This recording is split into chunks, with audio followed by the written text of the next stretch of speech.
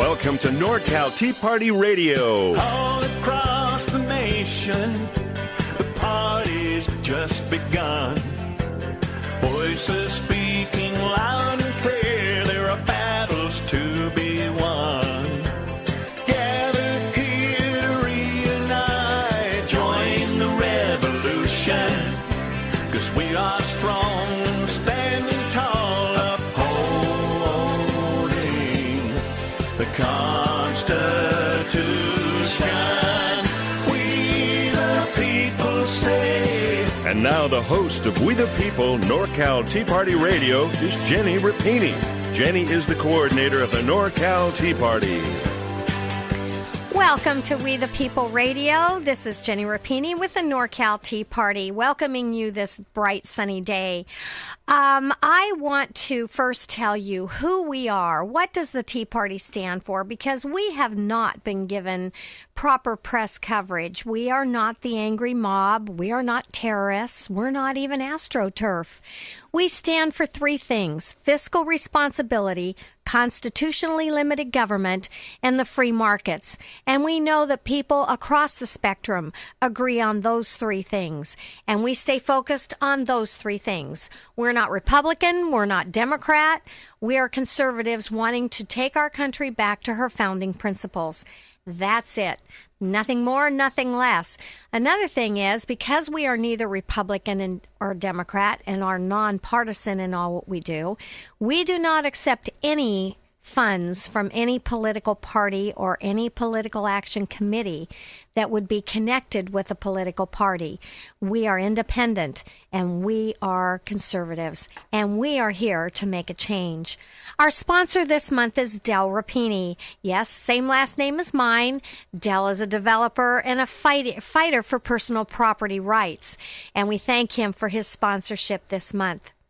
Our guest today is Karen Griggs, and she has a very interesting story to tell us about.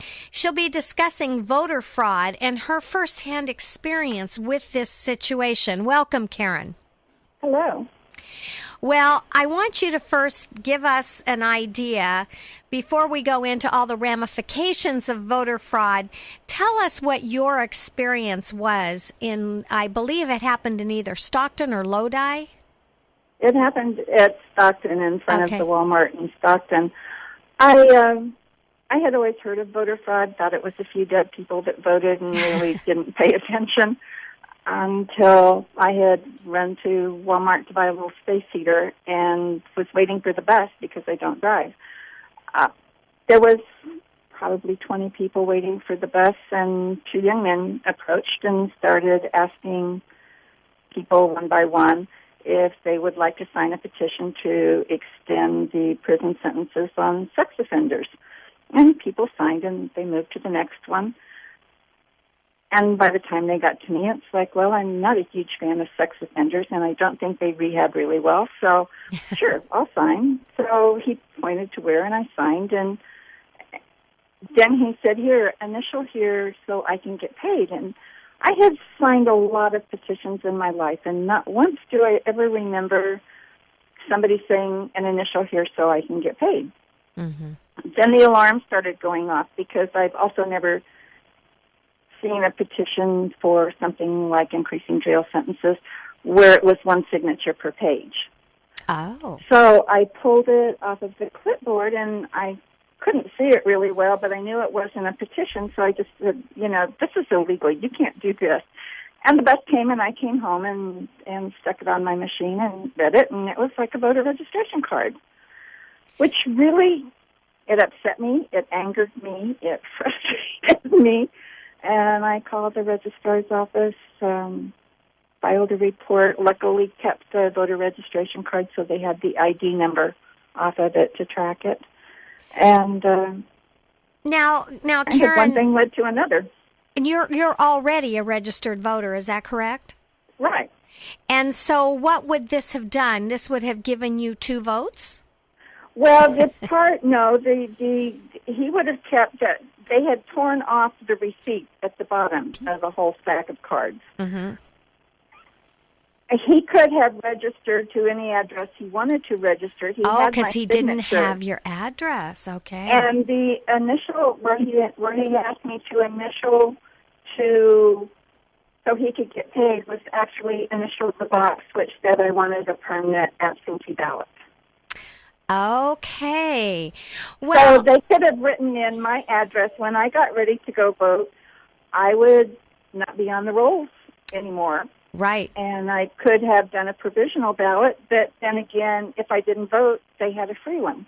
Well, yes, and especially if they applied for an absentee ballot and it would have been sent to their home or wherever the address they put in, and they could have voted for you. Exactly. Wow. And yet I hear all the time that voter fraud isn't really as big as everybody says it is. Do you believe that it is a real threat to our votes being valid and counting only one vote per person? According to the New York Times, voter fraud is a myth. I read an article just the other day in the New York Times that said that voter fraud is like 1,000th of 1% that happens in America. What do you think of that? Well, I think they should talk to True the Vote in Texas, which found out in their research that in the last election, more people voted for Sheila Jackson Lee in her district than were registered to vote in her district. Were any of them dead? Huh? I said, were any of them dead? I don't know. I just was at a meeting and they were saying that, like several thousand people more cast their vote for Sheila Jackson Lee in her last congressional run than were registered in her entire district.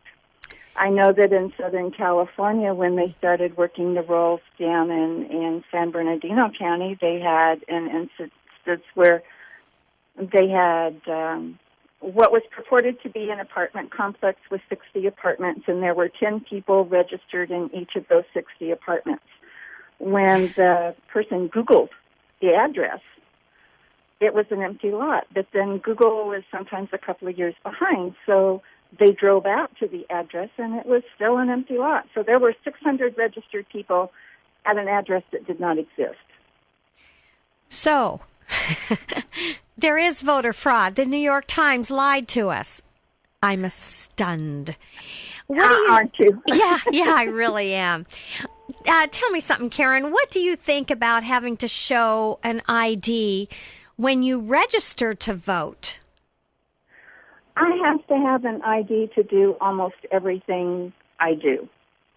I cannot buy an ice cream with my credit card or debit card at Baskin-Robbins without an ID. Trust me, I have tried. I have to have an ID to rent a movie, to cash a check, to open a bank account, to do all sorts of things. And I don't understand, this whole thing about, well, it's a terrible thing to have an ID. I have a friend who just came back from Mexico, and she brought me a photograph. Mexico, you have to have an ID to vote in Mexico. You have to have an ID to vote in most places in the world. Mm-hmm. And if I can't buy an ice cream, which is less important than my vote, I don't. I think it's a bogus argument. I've never had a police officer stop me for a speeding ticket that he didn't ask for my driver's license. And you're right. And even to go on an airplane, you have to show your ID. Even as a victim of a crime, the police asked me for an ID. Mm-hmm. I just think it's a bogus argument. So I remember way back when I registered to vote, I even had to take my birth certificate with me. That shows how old I am. So, of course, I was only 2 when I registered to vote. No. Anyway, I had to take my driver's license, my birth certificate with me, and to show that I was really 18 years old and was an American citizen and could vote. And we don't have to show anything anymore when we register to vote. Is that correct? No, but the first time that you vote after you register to vote, you do have to show an ID. Really? But only the very first time that you vote after you register to vote. If you're moving your vote, I mean, if you just got your citizenship or you just turned 18, or this is the first time ever that you're registering in California to vote, you do have to show your ID the very first time you vote. And on the little roster of eligible voters that the workers had, it'll say ID next to your name, and they'll ask you for ID. But once you have voted that first time, that's the end of it. And so you could even die between the next election, and someone else could just go in and vote for you. Exactly. What do you think about Eric Holder going after Texas now and overturning their voter ID law that they wanted passed in their own state? What do you think about that? I think it's a bunch of... it's a family show. Big drum over nothing. I mean, they make it sound like you want to disenfranchise the poor. And I truly do not understand this, because if you're truly so poor that you cannot afford to have an ID, then I would say in this country the chances are you're probably on some assistance of some kind. In California, to be on assistance, you would probably qualify for food stamps, cash benefits, and Medi-Cal. Which doesn't require identification? You have to have ID, because they can ask you for ID for your debit card. It's an EBT card, but it's a card. And if you're getting Medi-Cal, I mean, every time you go to a lab to have blood drawn, they want your ID and your insurance card. When you go to the hospital, they want your ID and your insurance card. When you go to the doctor, they want your ID and, your insurance card. When you sign up for benefits in the state of California, if you don't have ID, they give you a slip of paper to take to DMV to get an ID so that you can use your benefits that they're giving you. There's a nominal fee, but not the $25, and they're giving you the money in cash benefits to go get it. So it's like, I'm not sure what I don't know of anybody that wants to take anybody's vote away. We just want an honest vote, a legal, honest vote, accurately counted. And accurately registered. What they did to you that day was appalling. And if you hadn't been an informed citizen as you are, you wouldn't have known it. And I'm sure there were other people that went ahead and signed that, because maybe they hadn't signed as many petitions as you had, because you are politically aware. Well, and I want to congratulate you for that, but I just wonder how many other people were re-registered to vote, and someone else is going to vote their way for that person. We're up against a break right now, Linda. We'll be right back, though. I just want to inform everybody we're talking about voter fraud. New York Times says it's a myth. It's not a myth. We have proof right on our radio show today, and we will be right back with Karen Griggs.